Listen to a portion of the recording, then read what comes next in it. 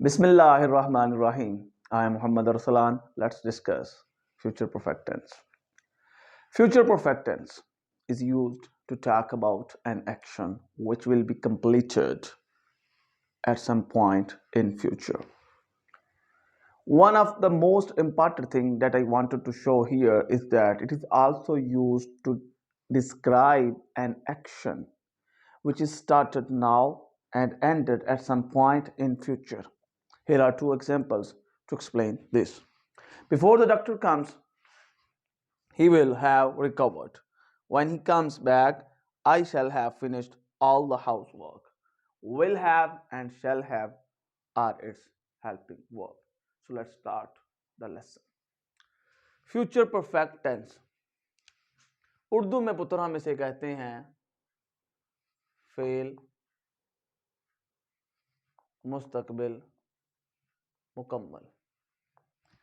The future perfect tense फेल मुस्तकबिल मुकम्मल इज यूज इस्तेमाल किया जाता है टू डिस्क्राइब बयान करने के लिए एन एक्शन एक काम दैट जो विल बी होगा फिनिश मुकम्मल बाय सर्टेन फ्यूचर टाइम आने वाले वक्त के किसी खास लम्हे में.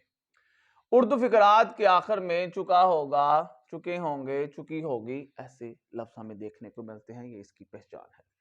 जिसके हेल्पिंग वर्ब है वो विल हैव और शैल हैव है. इन्हीं दोनों सूरतों में हैव आएगा. हमें पता है कि विल का भी इस्तेमाल करते हैं, शैल का इस्तेमाल करेंगे, आई और वी के साथ शैल इस्तेमाल करते हैं, बाकी के साथ विल का इस्तेमाल किया जाता है. अभी जो मैंने बात की, the future perfect tense is for talking about an action that will be completed between now and some point in the future. Future perfect tense का इस्तेमाल हम करते हैं बयान करने के लिए कोई काम जो मुकम्मल हुआ है अब और आने वाले वक्त में, यानी दो वक्तों के दरमियान. Before the doctor comes, doctor के आने तक, ही विल हैव रिकवर्ड, वो ठीक हो चुका होगा. व्हेन ही कम्स बैक, जब वो वापस आता है, जब वो वापस आएगा, I shall have finished all the house work, मैं घर का सारा काम मुकम्मल कर चुका होगा. So let's discuss the affirmative sentence. Affirmative sentence को पुत्र हम सादा फिक्रा भी कहते हैं. इसका स्ट्रक्चर बड़ा आसान है. सबसे पहले सब्जेक्ट होगा, फिर विल हैव या शैल हैव, उसके बाद थर्ड फॉर्म ऑफ वर्ब और एंड पे ऑब्जेक्ट आ जाएगा. इमरान काम मुकम्मल कर चुका होगा. इमरान प्रॉपर नाउन है. इमरान आगे क्या आएगा जी? Will have. आगे वर्ब आ जाएगा जी आपका will have finished the work. तुम अपना वक्त जाया कर चुके होगे. तुम यू के साथ विल, यू विल हैव जाया wasted, you will have wasted your time. Your possession को शो करता है, पोजेसिव केस है यू का. जब इसका पैसिव बनता है तो पुत्र हम your time as it is उठा लेते हैं.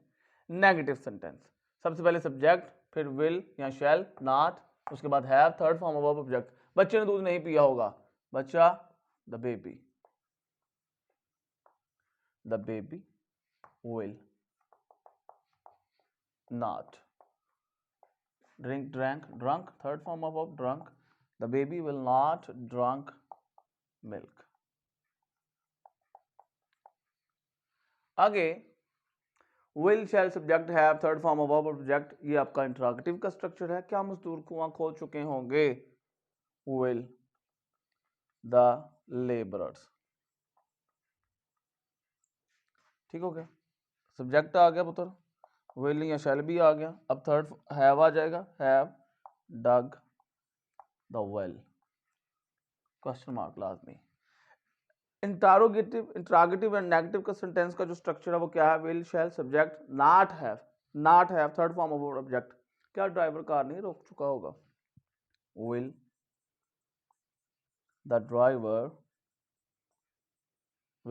ड्राइवर अब आपका विल आ गया, सब्जेक्ट आ गया.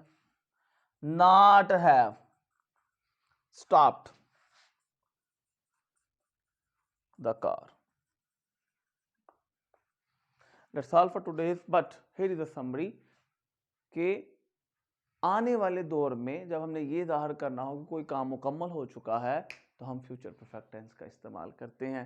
चुका होगा, चुके होंगे, चुकी होगी, ये इसकी पहचान है। विल हैव, शैल हैव, ये इसके हेल्पिंग वर्ब है और ये सारा। इसके अलावा हम क्या करते हैं कि अभी और आने वाले दौर, इन दो मुद्दतों में भी कोई काम मुकम्मल हो रहा हो तो उसके लिए भी हम फ्यूचर परफेक्ट टेंस का इस्तेमाल करते हैं। So nice of you, thank you.